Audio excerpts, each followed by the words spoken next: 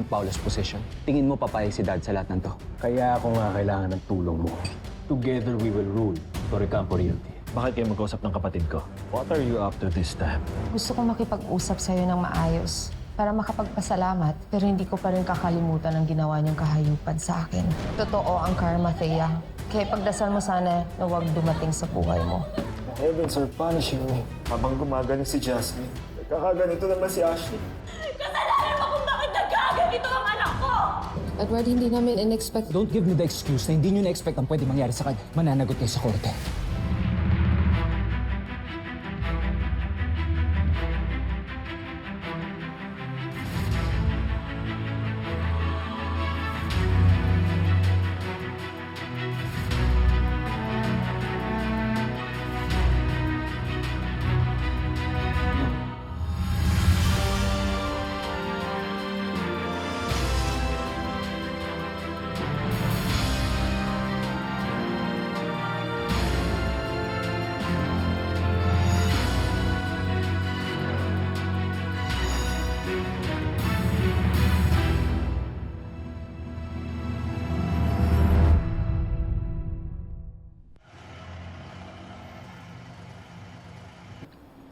Kumusta naman ang anak mo, Edward? Still in the hospital. Under observation. Kung nagkaroon ng side effect yung pag-harvest sa kanya ng bone marrow. Well, it doesn't sound too good. You don't look any good either. Ano ba kasi nangyari dyan sa mukha mo? This is because of Paolo. Siya rin ang dahilan kung bakit hindi pa rin nakakauwi si Ashley hanggang ngayon. Hindi pa rin sapat sa kanya na iniputan niya ako sa ulo. Nilagay niya pa sa panganib ang buhay ng anak ko. Tuwing makakarinig ako ng kwento tungkol kay Paolo, puro na lang problema, no? And it just keeps getting worse and worse, doesn't it? Gusto mo bang makiganti sa kanya?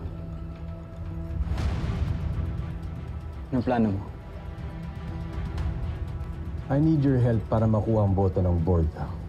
Para tanggalin sa pwesto bilang CEO si Paolo. And to put me in his place. You want Paolo's position?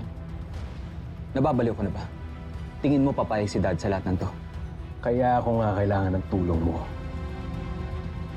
Kapag nagwagi tayo, I will give you your power back sa company niyo. Together we will rule Torrecampo Realty. Now tell me, are we in this together?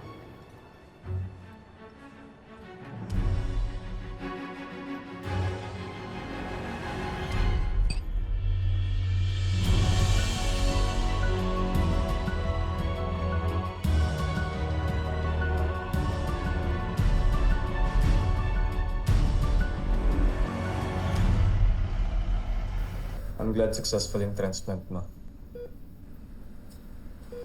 You know she loves you so much. She defied her parents para makapag-donate sa'yo. That's how much she cares about you, Jess. I'll thank her pag nakalabas na ako dito. Isang hotel daw sila nagsistay ng mama niya. She's still in this hospital, Jess. What? She's supposed to be okay the night after the procedure. She had to stay. Dahil nagka-fever siya. They're checking if she has any infections or something. Plus, her leg has to heal from the accident pa.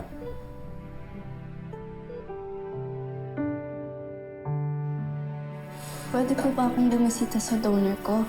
Sa ibang room lang po. Naku, kailangan natin ipaalam yan kay Doc. Sige na po, saglit lang po naman. Excuse me, Yes po, ma'am. anong nangyari? Gusto po kasi lumabas ng anak niyo, ma'am. Ako na bahala dito. Thank you po. Ito. What's wrong? I heard na sa recovery pa rin po si Ash. I have no idea. Paano mo nalaman?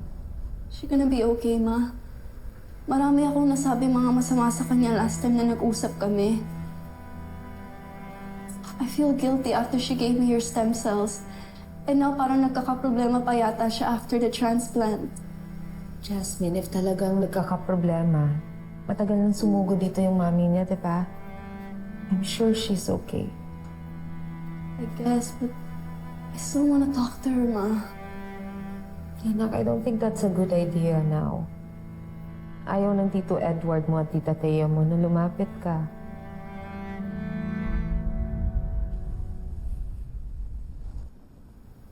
Gusto mo talaga siyang puntahan? Kahit magalit sa'yo yung Tita Thea mo? Gusto ko mag-thank you sa kanya, Ma. For her sacrifice. I think pagbibigyan naman tayo ni Tita Thea. Since I know she once changed her mind about helping me. Please. Okay, dahan-dahan lang. Wala bang masakit sa'yo? Wala naman. Wala ka bang nararamdaman na ano? Okay, Ayan. dahan-dahan lang.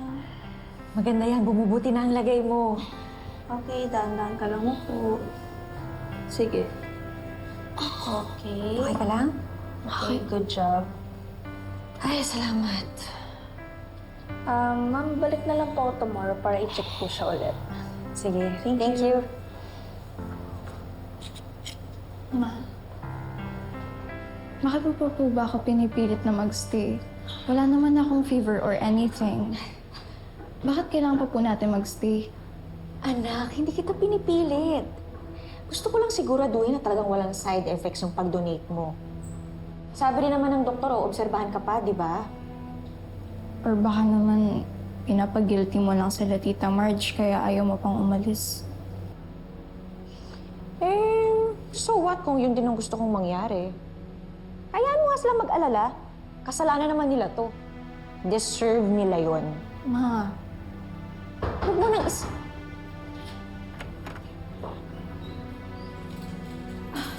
Jazz? Anong ginagawa niyo dito?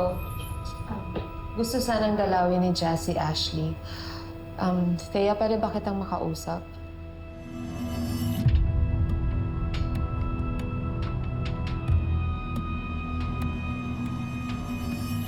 Thank you for letting Jazz talk to Ashley. Tama lang naman na magpasalamat ang anak mo kay Ashley. Eh kung hindi dahil sa anak ko, malamang pinaglalamayan na natin ang anak mo. Tama ka. Actually, gusto ko rin magpasalamat sa generosity mo. Dahil alam kong pumayag ka nung umpisa. Alam kong binawi mo dahil kamunti ka nang mawala sa'yo si Ashley. Kaya alam ko deep inside, malambot ang puso mo sa anak ko.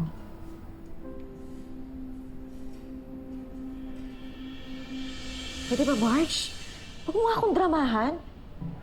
Alam kong masama pa rin yung loob mo sa akin. At baka nakakalimutan mo, nilamukos mo yung mukha ko. Alam kong tingin mo, quits lang tayo. At tamang pambawi ang pagtulong ni Ashley para sa mga kasalanan ko sa'yo.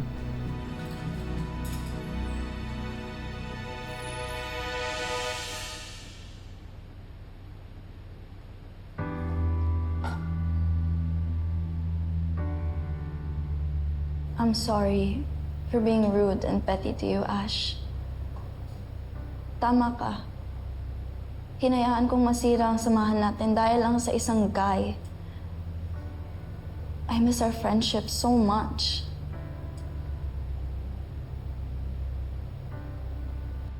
I miss it too, Jess. I miss you already. Hindi ka na ba galit sa akin?